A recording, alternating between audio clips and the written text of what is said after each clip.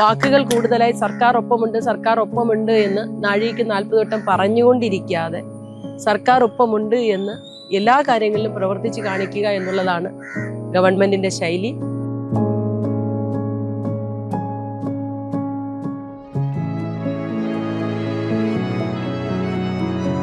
ഭക്ഷണം കഴിക്കാലോ അത് കഴിഞ്ഞ് വരാലോ എന്ന് പറഞ്ഞ് ഞാൻ ഒന്ന് മാറിയ സമയത്ത് അതിഭീകരമായ വെള്ളം വന്നു.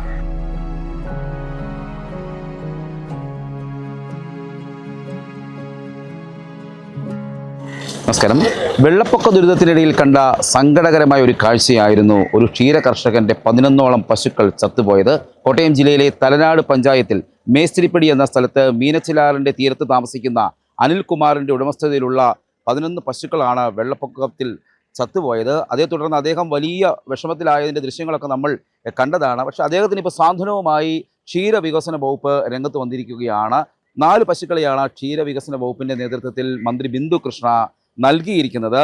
പ്രിയപ്പെട്ടവരുമായ പ്രദേശവാസികൾ ഉൾപ്പെടുന്ന സഹോദരി സഹോദരന്മാരെ, സുഹൃത്തുക്കളെ, തികച്ചും അപ്രതീക്ഷിതമായി നമ്മുടെ നാട്ടില് വെള്ളപ്പൊക്കവും പ്രളയ സമാനമായ സാഹചര്യവും ഉണ്ടായി. കഴിഞ്ഞ 3-4 ദിവസമായി കേരളത്തിൽ തികച്ചും അപ്രതീക്ഷിതമായി മൺസൂൺ വരും, മഴ കൂടുതൽ വരും എന്നൊക്കെ പ്രതീക്ഷിച്ചെങ്കിലും 2018 ഇത് സമാനമായി എന്ന് തോന്നിപ്പിക്കുന്ന രീതിയിലുള്ള വെള്ളപ്പാച്ചിലുണ്ടായപ്പോൾ ഇവിടെ ക്ഷീരകർഷകർ ഈ നാടിൻ്റെ നട്ടെല്ലാണ്. അദ്ദേഹം രാത്രി വളരെ വൈകി വരെ അവിടെ പശുക്കളുടെ അടുത്തുണ്ടായിരുന്നു.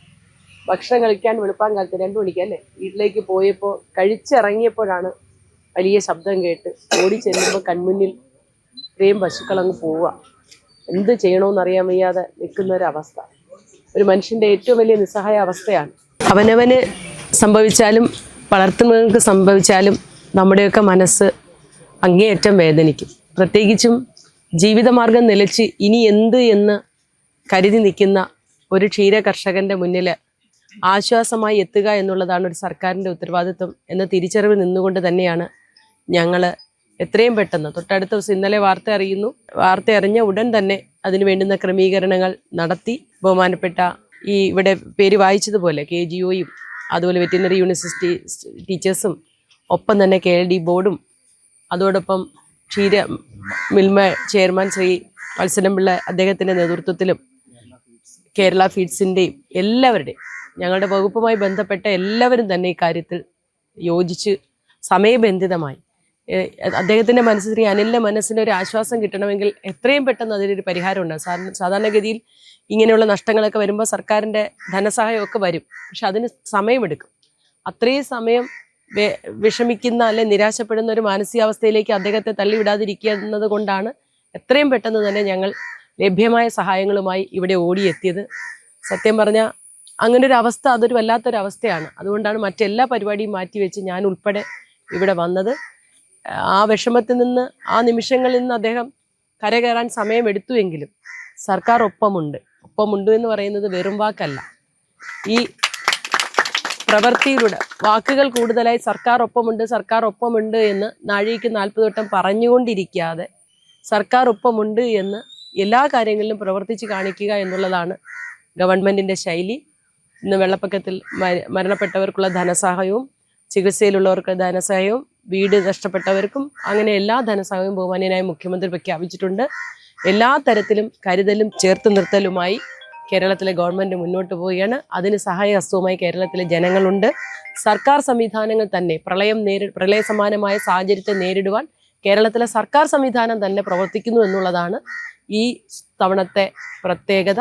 എല്ലാ കാര്യത്തിലും കേരള സർക്കാർ ഈ നാട്ടിലെ ജനങ്ങളോടൊപ്പമുണ്ട്. ജനങ്ങളെല്ലാവരും മറ്റ് രാഷ്ട്രീയമെല്ലാം മറന്നുകൊണ്ട് ഒരുമിച്ച് പ്രവർത്തിച്ചു പോകേണ്ട സമയമാണ്. പ്രകൃതിക്ഷോഭങ്ങളെയും ഇതുപോലുള്ള അപ്രതീക്ഷിത സംഭവങ്ങളെയും ഒക്കെ നമുക്ക് ഒരുമിച്ച് നേരിടാം. പ്രിയപ്പെട്ട അനിലിന് നാളെ മുതൽ നല്ല ഇനം പശുക്കളാണ്, 2 എണ്ണം പ്രഗ്നൻ്റ് ആണ്. തീർച്ചയായും ഇനി ബാക്കി സർക്കാരിൻ്റെ ധനസഹായമൊക്കെ നടപടിക്രമങ്ങൾ അനുസരിച്ച് അദ്ദേഹത്തിന് ലഭ്യമാക്കാനുള്ള കാര്യങ്ങളും വേഗത്തിലാക്കും. എന്തായാലും ഈ സമയത്ത് സഹകരിച്ച എല്ലാ പ്രിയപ്പെട്ടവരോടും സംസ്ഥാന സർക്കാരിന് വേണ്ടി കൃതജ്ഞത അർപ്പിക്കുന്നു. അനിൽകുമാർ ഇപ്പം നമുക്കൊപ്പമുണ്ട്. ചേട്ടാ, സന്തോഷമായോ? സന്തോഷമായി.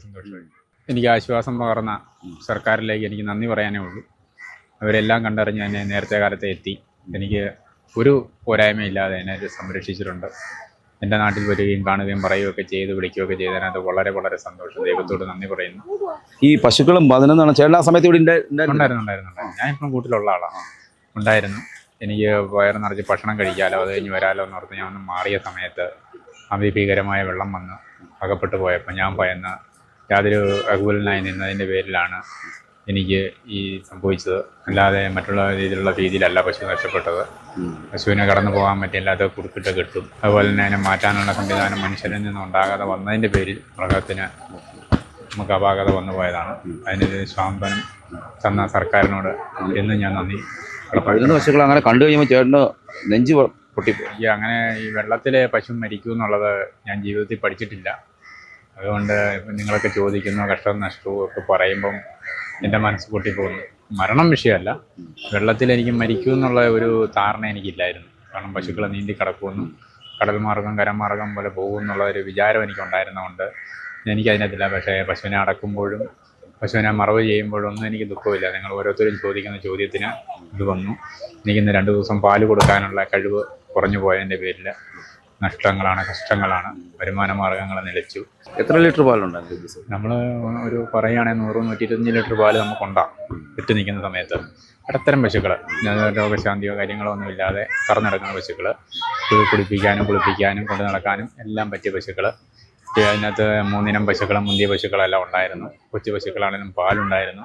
ഈ മാസം എത്ര വരുമാനം ഉണ്ടായിരുന്നു ഏകദേശം? മാസം എനിക്ക് പറയുകയാണെങ്കിൽ 125 ലിറ്റർ പാല് കൊടുക്കുന്ന സമയത്ത് 2.5 ലക്ഷത്തിൻ്റെ മണ്ടയിൽ പോകുമായിരുന്നു മാക്സിമം. ഇതിപ്പോൾ 4 പശുക്കളാണ്. അപ്പോൾ അതുകൊണ്ട് ചേട്ടൻ ഇപ്പം അത് മെയിൻറ്റെയിൻ ചെയ്യാൻ പറ്റുമോ? മെയിൻ്റനൻസ് എന്ന് പറഞ്ഞാൽ കൊടുക്കുന്ന പാല് നമുക്ക് ഒപ്പിക്കാവുന്ന, വീണ്ടും നമുക്ക് പശുവിനെ കിട്ടുകയോ മേടിക്കുകയോ ചെയ്യുമ്പോൾ ഈ 10 പശു അല്ലെങ്കിൽ 20 പശു എന്നുള്ള കണ്ടിന്യൂസ് പോകാമെന്നുള്ള ഒരു വിചാരം കൊണ്ട് നിൽക്കുന്നു. ഫാമ അല്ലെങ്കിൽ ക്ഷീരമേഖലയ്ക്ക് മുന്നിയ തൂക്കം കൊടുക്കാനും തുടർന്നുള്ള അഭിപ്രായത്തിൽ പശു നമ്മുടെ ജീവനാഡിയായി മാറട്ടെ എന്ന് ഞാൻ തോറ്റ് പുറകോട്ട് മാറുന്നില്ല. മന്ത്രി എന്നെ സഹായിച്ചിരിക്കുന്ന ഏറ്റവും വലിയ വാക്കിന് ഞാൻ നന്ദിയും കടപ്പാടുണ്ട്. പശുക്കളെ നഷ്ടപ്പെട്ട് ജീവിതമാർഗം തന്നെ വഴിമുട്ടിയ അനിൽകുമാറിന് ഏറെ ആശ്വാസമായി മാറുകയാണ് ക്ഷീരവികസന വകുപ്പ്. ഇന്ത്യൻ വെറ്ററിനറി അസോസിയേഷൻ 1 ലക്ഷം രൂപ ധനസഹായം കൈമാറിയിട്ടുണ്ട്. KGOU, veterinary university teachers association, KLDB എന്നിവർ ചേർന്നാണ് 4 പശുക്കളെ നൽകിയത്. മിൽമയും കേരള ഫീഡ്സുമൊക്കെ സഹായവുമായി രംഗത്തെത്തുകയും ചെയ്യുന്നു. അതുകൊണ്ട് തന്നെ ഈ ക്ഷീര കർഷകനെ ക്ഷീരവികസന വകുപ്പ് ഒന്നായി ചേർന്ന് നിന്നുകൊണ്ട് കൈപിടിച്ചുയർത്തുകയാണ്. ഇനിയും അദ്ദേഹം കൂടുതൽ പശുക്കളെ വാങ്ങി ക്ഷീര കർഷകനായി അല്ലെങ്കിൽ പശുക്കളെ വളർത്തലുമായി മുന്നോട്ട് പോകുമെന്ന് തന്നെയാണ് ഈ കർഷകൻ പറയുന്നത്. Cameraman ജിതിനൊപ്പം CR Shyam, Marunadan Malayali, Kottayam.